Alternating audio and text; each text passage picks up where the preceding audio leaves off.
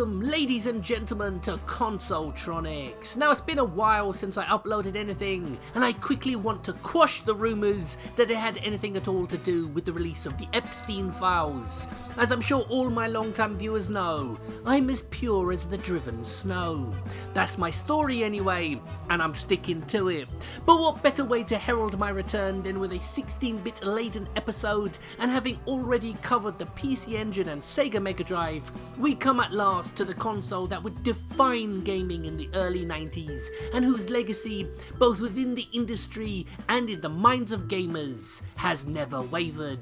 It is, of course, the Super Nintendo. And in honour of the great console, I won't simply shoehorn in the usual suspects and call it a day, but will, over the course of 2 or maybe even 3 videos, give a more in-depth view of the SNES's well-stocked back catalogue.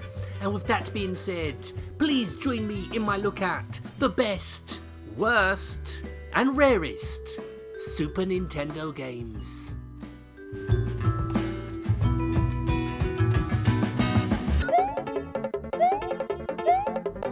And we kick off proceedings with arguably the best system launch title of all time, Super Mario World.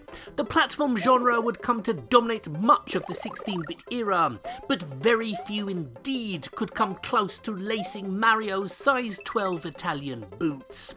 Addictive, fun and very challenging, this is one of the very few games I can honestly say I've never grown tired of playing. The Super Nintendo would be home to many classics in its time, but Mario World is a timeless masterpiece of a game.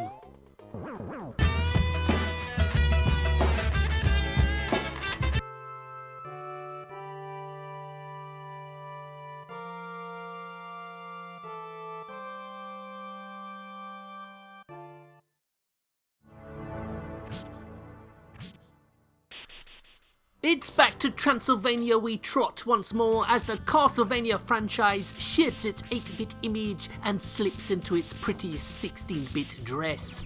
Like Mario World, this is a very early title released on the SNES, but it's no mutton dressed as lamb, as it's still one of the best games in the much-loved series, updating everything with the new hardware oomph without losing what made the original NES and Game Boy titles so playable. Great game.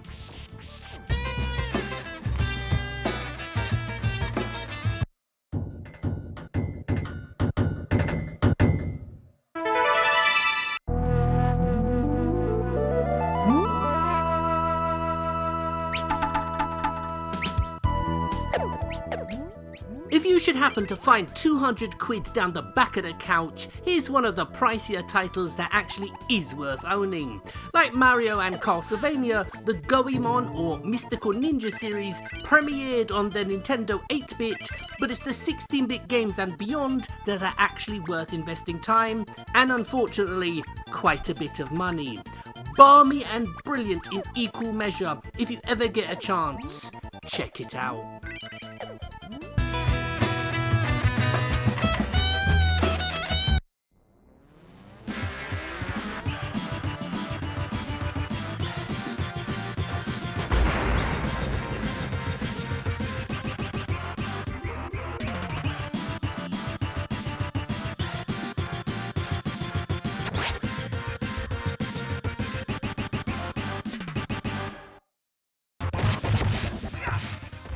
Cowabunga dudes! Those over-merchandised sellouts in a half-shell come to SNES in cartoony scrolling beat-em-up glory, courtesy of our friends at Konami. But while I love this game and its Mega Drive counterpart, Hyperstone Heist, if you thought Mystical Ninja's price was steep, well, Turtles in Times is bloody vertical. Fantastic game, but for the price it trades hands today, proves that fools and their money are soon parted.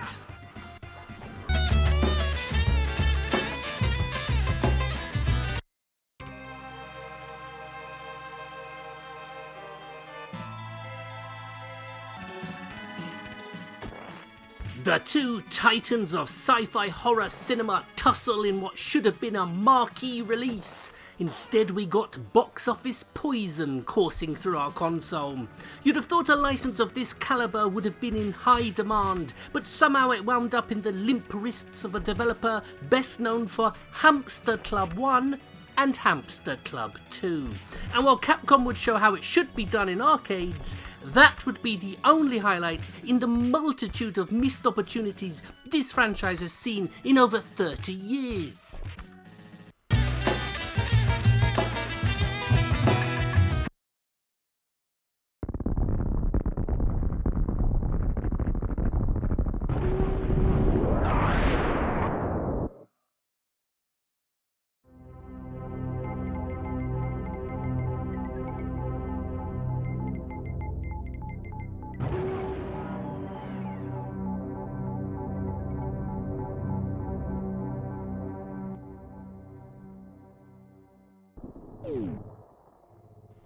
What a game!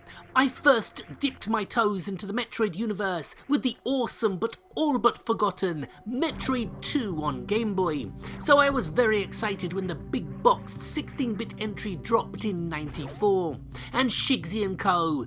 did not disappoint in a sumptuously sprawling space opera of a game, as Samus returns once again to spearhead the destruction of the last remaining Metroids in her trademark exploration-driven fashion that still feels and plays today as it did when first released. Simply put, you need this one in your collection.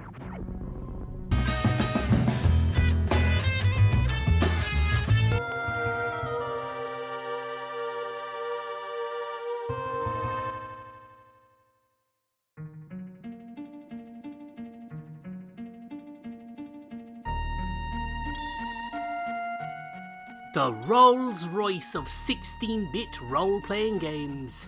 Epic in both scope and feel, memorable characters, set pieces and storyline all come together seamlessly to create an adventure of a truly mammoth proportion. Released as Final Fantasy III in the States, but at least they got it, as it never saw a UK release, a factor not unusual for this genre. Final Fantasy VII may be considered the definitive game in the series, but Part 6, in my ever so humble opinion, comes closest of all to rivaling it, a classic.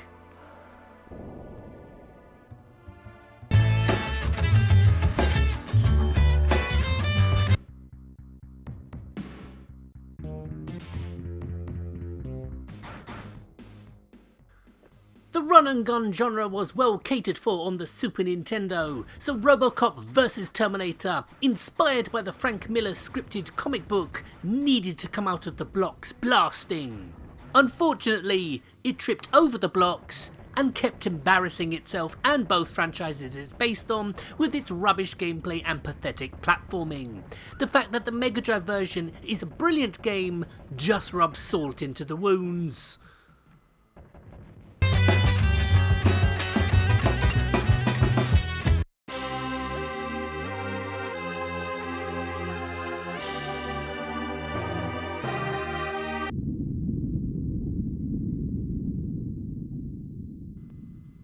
This is the reason I love making videos like this, as it gives me an opportunity, between the knob gags and Sega bias, to showcase some of the lesser known titles that were buried under the overhyped disappointments and mascot platformers of the day. This is SOS, a Poseidon Adventure-inspired disaster game with you scurrying about a rapidly sinking cruise ship, desperately trying to find survivors and make it out of this nightmare before you end up in a watery grave. Not for everyone, but anyone who sticks with it will be well rewarded.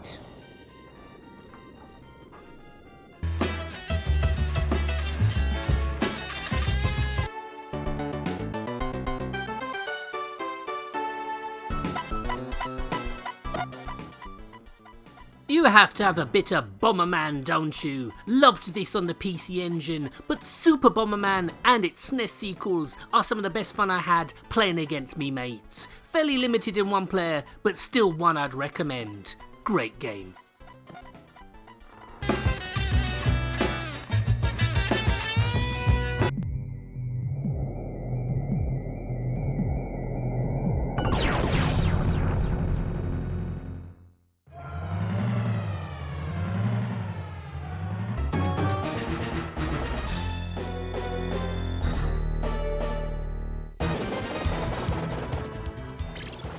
As someone who didn't grow up with an 8-bit Nintendo, it would be on the 16-bit Super Nintendo that I would first play games like Mario, Castlevania, Zelda, etc.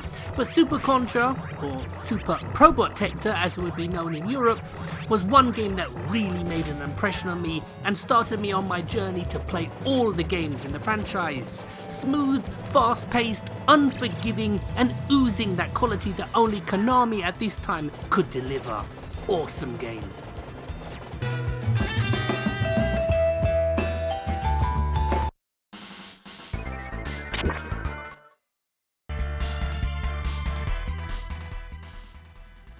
Many gamers grumble about the 16-bit era and its overabundance of mascot-themed platformers, but for me, I was more interested in Street Fighter 2 and the bewildering amount of cash-in clones of it knocking about.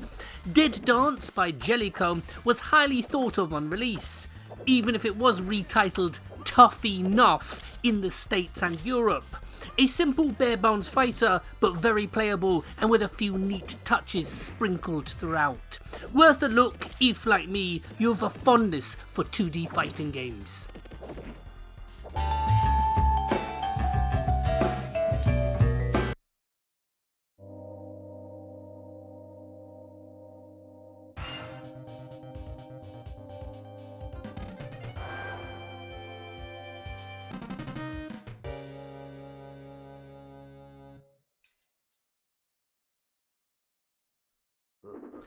Unlike the Sega Mega Drive, the Super Nintendo didn't just slink away with its tail between its legs with the new 32-bit consoles on the horizon. The mid-90s saw some significant software releases on the aging but still capable SNES. And here's one such title, Street Fighter Alpha 2.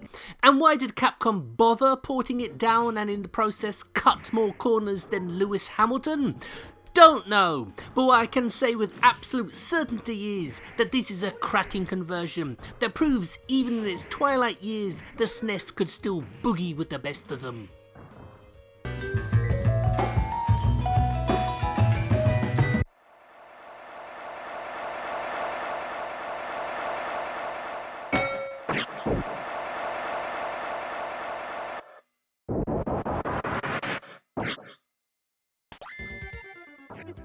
And unfortunately, once more, the pendulum swings from the sublime to the sodding awful. This is Ultimate Fighter, aka Golden Fighter, one out of the seemingly never-ending parade of Street Fighter 2 knockoffs of the early 90s. Rubbish graphics, crap controls, and the less said about the gameplay the better. Avoid.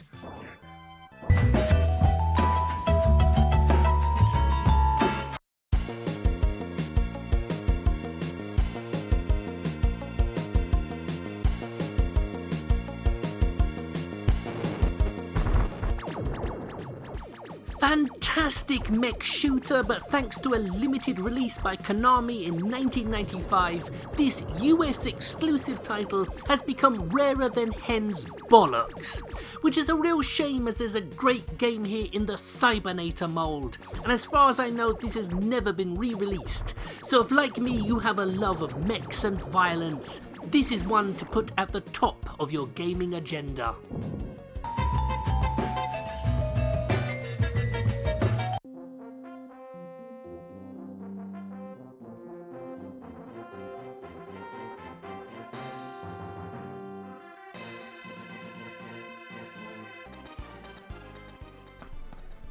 While Square were the uncontested kings of the role-playing genre in the 16-bit era, rival company Enix pushed them all the way with quality titles of their own in what became an RPG arms race, with each studio trying to outdo the other. ActRaiser was a very popular early SNES release, but has fallen into obscurity, and the asking price for a copy these days makes my blood run cold. The Square Enix joint venture has brought some much needed attention to classic Enix games like Dragon Quest, but there is a plethora of others like this one waiting to be rediscovered.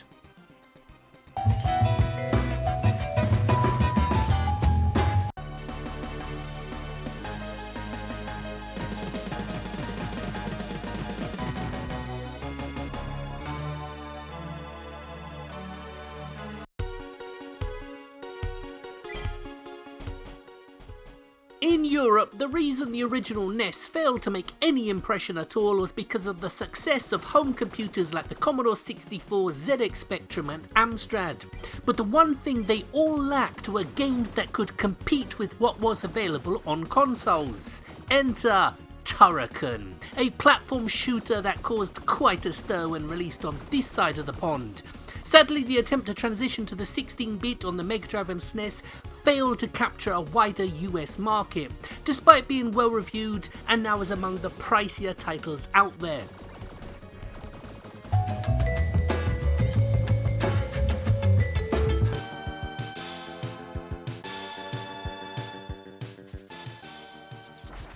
Considering it feels like there are more Mega Man games than stars in the sky, it might surprise you to discover that Mega Man X3 is one of the holy grail titles for the SNES. Late release aside, the market had changed considerably with the release of the PlayStation and Sony pushing new 3D titles like Tomb Raider, Wipeout and Resident Evil. But quality always cuts through the gimmicks, and despite the eye-watering price tag, Mega Man X3 is a classy platform shooter.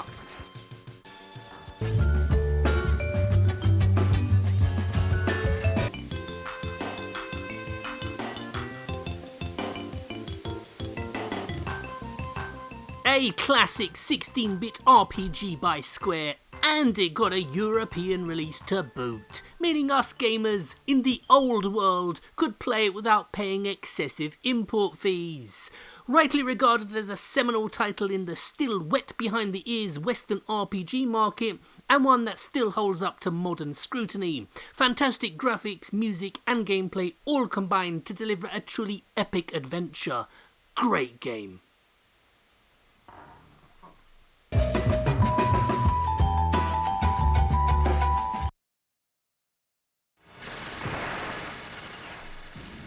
We're closing on 20 games in, and this is the first shoot 'em up I'm looking at, so I better make sure it's a belter, so I chose Aero Fighters, aka Sonic Wings, a series I loved on the Saturn, and this 16-bit rendition isn't half bad. Sadly, like too many games on this list, it's beyond the reach of your average gamer, but hey, that's why God invented emulators.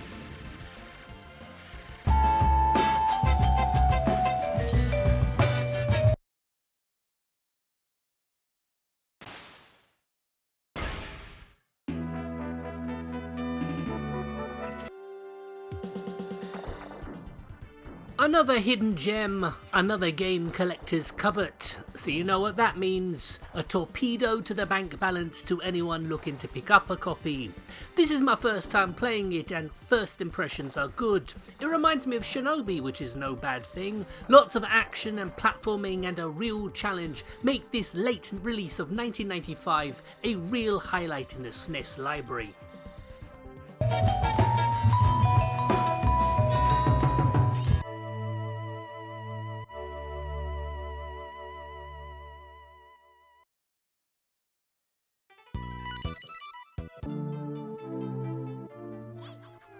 I've already done a whole video looking at all the games in the franchise, but I didn't need my arm twisted too much in order to have another crack at what is one of my favourite SNES offerings. Like Hagane, it's one of the rarer games on the SNES, so owning a copy is but a pipe dream. But I've always loved it, it's quirky, fun and full of charm. Awesome game.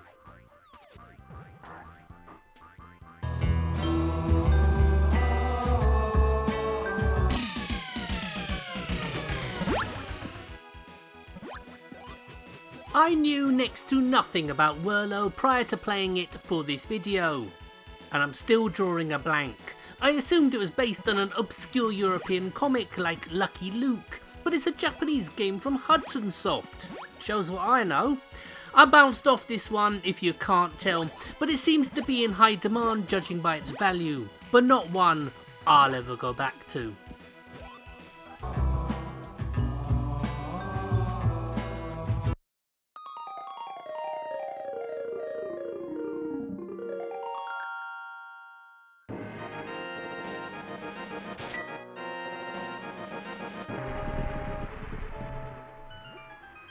After playing all these rare later games, I want to go back to simpler times and look at a classic from when the SNES was still the fresh-faced console in the flower of her youth. So of course, it had to be Zelda, a superb role-playing game from when Nintendo were at the height of their creative and commercial power.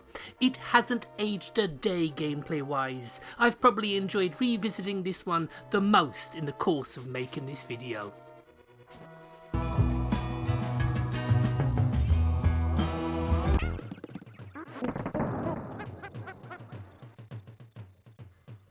We opened the video with Mario showcasing the potential of the Super Nintendo. We'd close with Rare pushing the limits with Donkey Kong Country. I really liked this game, but many of my friends hated it. True, its difficulty takes a bit of getting used to, but that was par the course in those days. And that's it. I hope you enjoyed the video. And if you did, let me know some of the Super Nintendo games that matter most to you. I'll be back with more videos before you know it. So, thank you for watching. Please like, and if you haven't already, subscribe. So until the next time, laters.